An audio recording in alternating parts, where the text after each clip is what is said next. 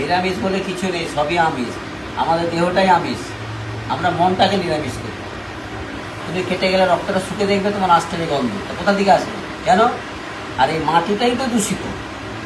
এই যে ফল মূল যা কিছু, তাহলে আপনি বলুন না, গরু কি আমিষ না নিরামিষ? হ্যাঁ, তার শরীরে রক্ত আছে, রক্ত থাকা মানে আমিষ। তার দুধ না হলে ক্ষয় কৃষ্ণ খায়। তাহলে সব পুজোতেই লাগে মধু, এঁঠো, মৌচাকরা মুখে করে ফুল থেকে আর কিছু নিয়মিতাই। তোমার খাওয়ার কোনো দ্বিধাদ্বন্দ্ব নেই, তোমার ভক্তি হলে খাবে যতক্ষণ।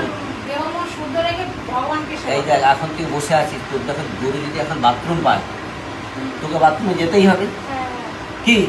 এই যে লোকে খায়, তার মানে কি? তার খিদে পেয়েছে, তার আত্মারে যে ফোকাস করে চলছে, এইটাই আত্মাই তো ভগবান।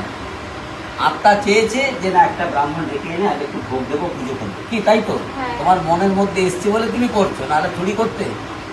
সেই রকমই খাওয়াটাও যে যার দ্বিধা। দেখবি আমরা যখন পুজো পাঠ করি খিদে লাগে, তার মনটা তখন পুজোর দিকে থাকে। আর যখন এমনি থাকে তখন বলে এটা খাই, ওটা খাই, সেটা খাই, মানে খেয়ে মানে পেট ভরছে না। এগুলো নিয়ম।